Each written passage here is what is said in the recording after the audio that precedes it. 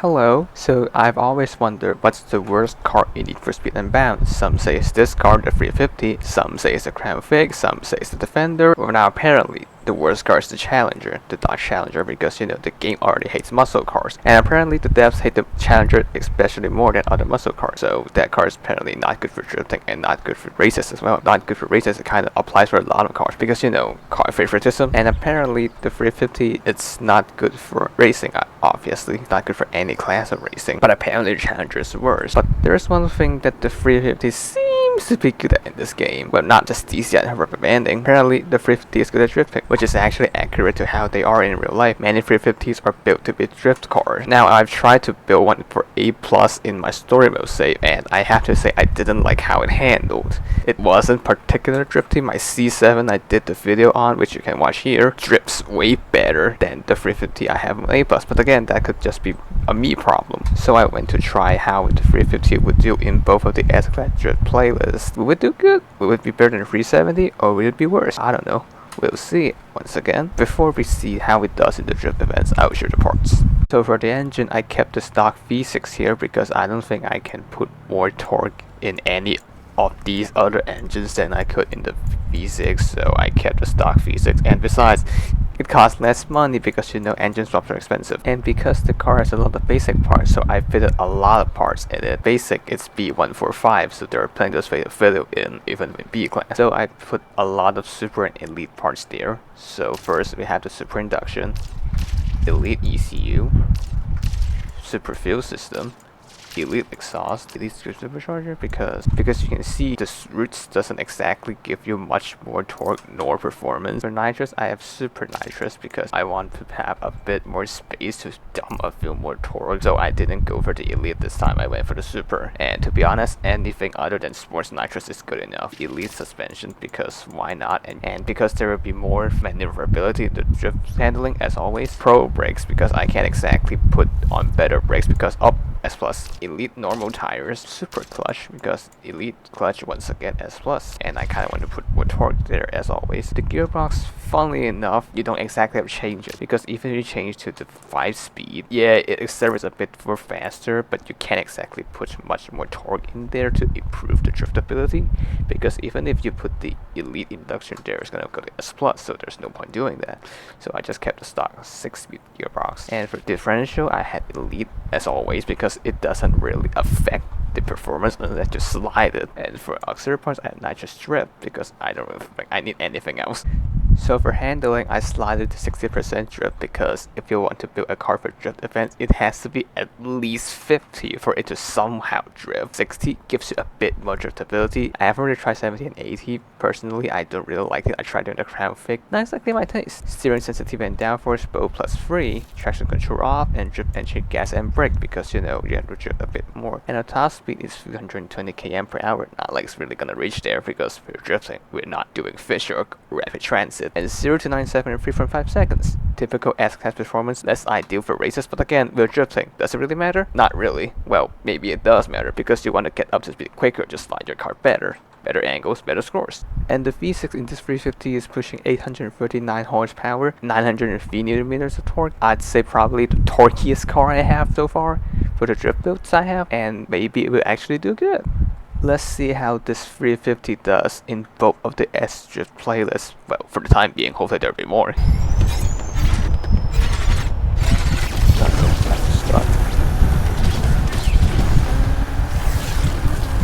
Well, the randos might try to race, but I don't care because it gets started at the very least because people like to drift.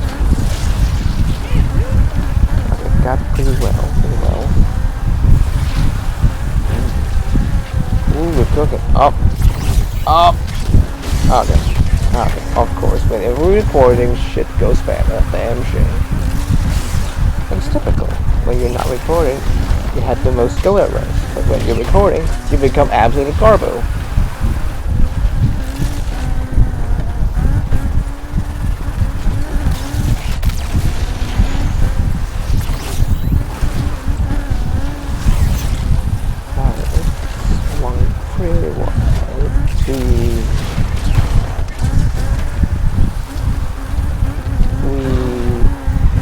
Okay.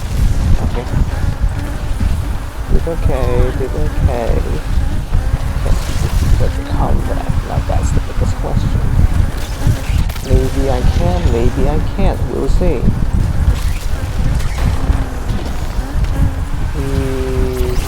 Okay.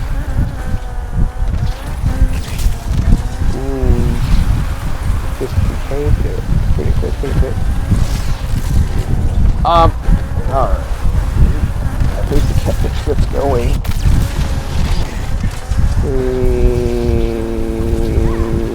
Alright, no times, no 750 guys for the bench. 68, not the best I've done, but it's pretty close. Okay, Milan drift. Kind of a track, but also the most fun in this playlist for some reason. I don't know. This car is actually really decent here. You just have to, well, just like usual, you just have to learn how to control it. Because this car, as you saw, it's kind of twitchy sometimes. I mean, it's a good thing to be honest, but you really have to learn how to do it because it's way more twitchier than your average car. You kind of have to boost back to the checkpoint because this car swings quite wide. Not as wide as a Crown Victoria, but it can swing. I'd say it's a bit more controllable than the Crown Vic sometimes. Well, not sometimes, but usually.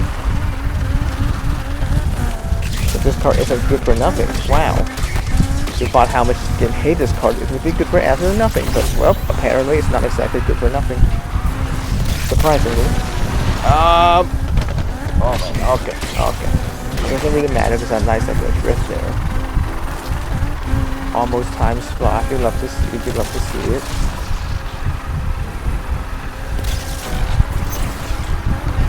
Oh. Gotta have to press it because if I don't press it at the wall, bye-bye multiplier. And that's not exactly something you want to see. Alright,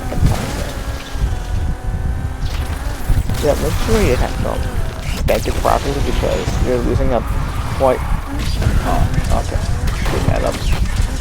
See sometimes when you lose control of the car, it does that. Like, to be honest, in your average render race, it's not gonna matter because these renders can't offer any competition. I'm sorry, but most of them really can't. Like, when you can, they could get really tense. But in 99% of cases, they don't exactly know how to drift properly in this game. Which, I mean, to be fair, it's not exactly their fault because this game has pretty wacky drift physics. I mean, the entire handling model is wacky, but the drifting is a bit more wacky.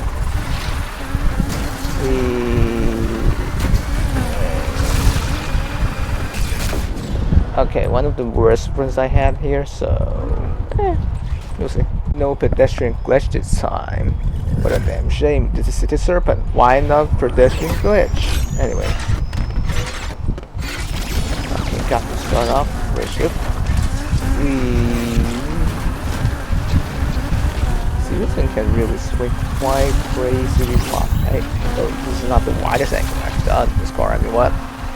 Yeah, in case you didn't know, this is not the first time I drift here. It displayed us maybe the second, maybe the third time. I don't know, kind of that.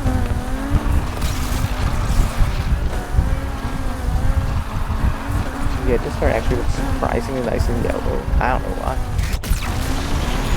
Okay, got this thing properly because if you don't, you might get to some handbrakes.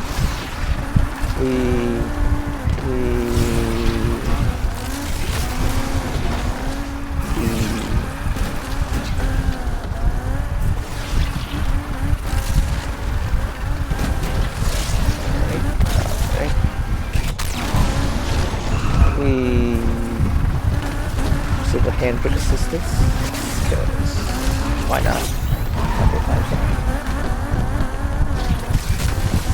Okay, get the active bank it. See, this car does get these points pretty damn quickly.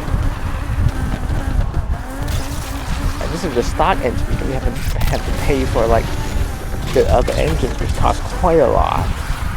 But this is a stock engine.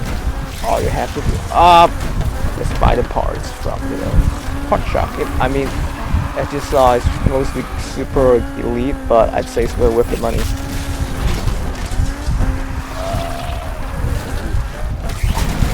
Alright, completely flop that up.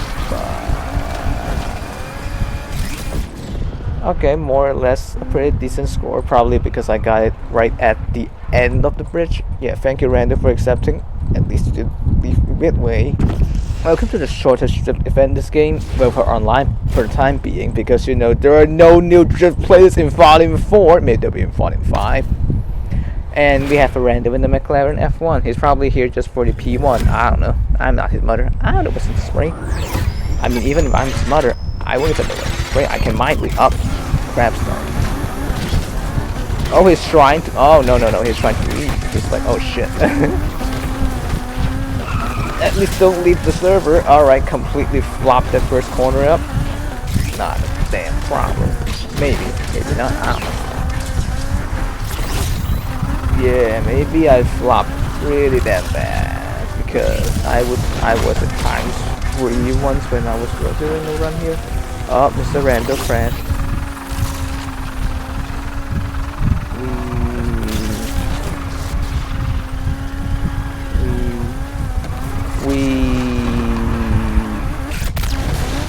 Up.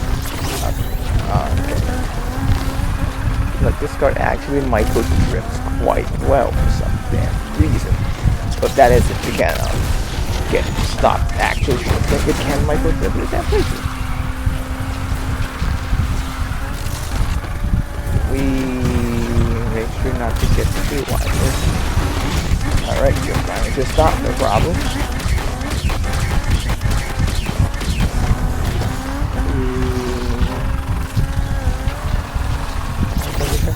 Okay. Yeah, not the best run. I think it's not gonna be the best run I've had in this car. Maybe one of the lower ends, but hey, at least it's 50% off and consider. Except for the skirt, the most tricky drift effect in this game, I'd say, even more than Yin Yang and City Serpent, because those are just tight streets. It's quite easy to maverick. Well, the parking garage, on the other hand, takes quite a lot of trick, and with how twitchy this 350 is, I'm not exactly confident in my chances, but we shall see. Alright, got to start off real cool. Mr. Randall went back to Santiago. Maybe he's given up. Oh, he hasn't exactly. He's still trying. Well, I command that. Because all-wheel drive cars actually drift better than some rear-wheel drive cars in this game. Why? I don't know. I'm not the best. Now make sure not to hit that parking not this. Alright, flop the corner up. It's okay, it's better than using the multiplier. Alright.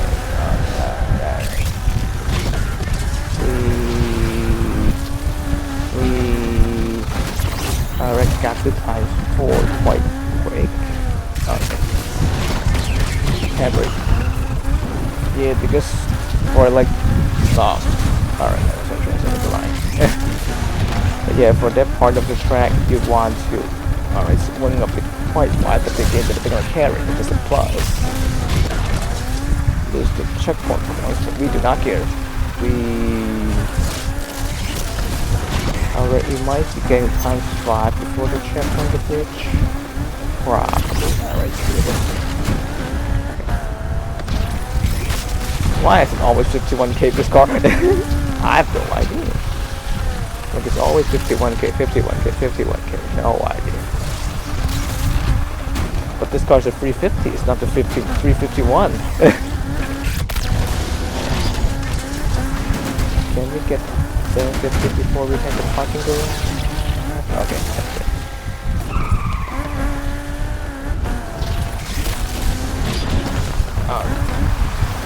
Oh, lucky escape.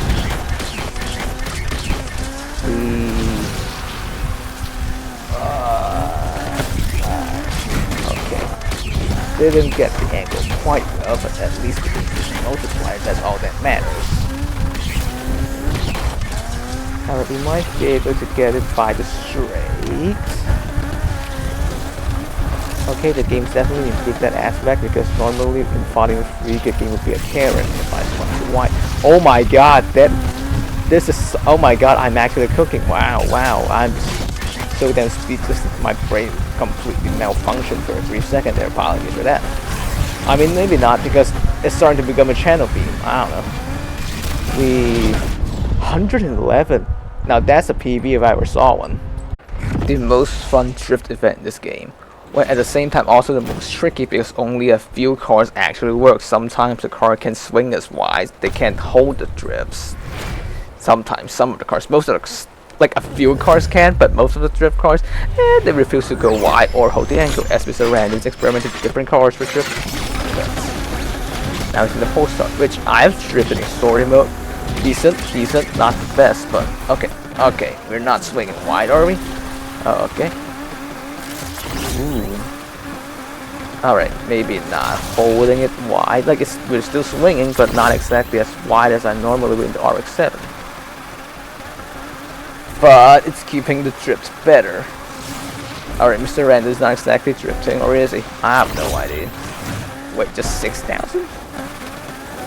Yeah, I can more than 6,000. Oh my god, that would have been bad.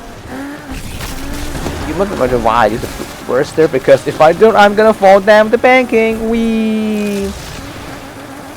Alright. Okay, hit the banking. Okay, hit it. Not the best angle there, but we'll take it. Now remember to swing as crazy wide as possible. Alright, that's a fair example. That's a fair example. Yeah, see, that's what I mean. Like, only a few cars actually does well here. I mean, this car maybe can. I just can't exactly get the run right here. 55. 551. Hey. Alright. Oh, now we want to swing wide. Now we want to do it. Okay, maybe not. If we only hold it all the way to the end. If only. I mean, yeah, things aren't always perfect all the time, but we'll live with it. 92. Okay, once again, maybe because I flopped the banking and, you know, that final corner right there that didn't result in me getting the ×5 earlier. Yeah, because usually I swing outside of this stuff. Not the banking, but bars in the previous corner. Okay, back it. 117. Maybe not gonna be a PB run, but it will be damn close to it. I don't know. Let's have some cheese here. No one cares. Ooh, now that's another PB. Wow, if I actually get a good run, I might get another PB. Hey, thank you, Rando. Thank you for challenging me. I mean, kinda. Alright, so we're back from both of the S-Class drift playlist, and I would say this car drifts really well. Oh my god, the 350 is not Unbound. Hate this car? What a shocker, it's actually good at something. Alright, to be honest, if it's bad at drifting, that really bad, because the 350 is one of the more legendary drift cars. Yeah, really, this car is like really drifty. It's a good thing. But at the same time, you do have to learn how to drift this car, because at the first few times, you're gonna miss a lot of checkpoints. Maybe not a lot, but you will miss checkpoints from time to time, or maybe you won't. This car is really rowdy. I mean, 900 newtons of torque. Of course, it's gonna be pretty rowdy. But once you learn how to drift it properly, it's gonna do really good. I'd say yin yang and natural flow are the two that work really well for me with this car. I usually get. In fact, the only times I'm competitive in those two events is with the 350. Alright, maybe the 370 as well, but speaking of the 370, it actually handles really similar to 370. Alright, maybe a little bit roundier, but you know, both the 350 and 370 handle really similar. I'm really surprised that both the 370 and 350 handle really similar, because I mean, the little the fair lady see just different generations. Another really good thing about this car is that it's not exactly expensive to buy as well. I think it's 54,000 stock, and you don't have engine swap. And obviously a lot of them are like super or elite parts, but it's gonna be well worth the money. Yeah, you can see I literally just do this really easily. It's not really that difficult to cross line, but again, really rowdy. Learn how to drift it properly. If you learn how to drift it properly, you're gonna get good results from it. But that's it from me. Next time I'll bring you a really wacky build this time, I promise. It's not a car you think that would do any good at drifting, but I promise you, that car is gonna surprise you and it's gonna help with unlocking a car. Whoa, that bounced though. I will see you in the video of that wacky S-Class drift build. Bye.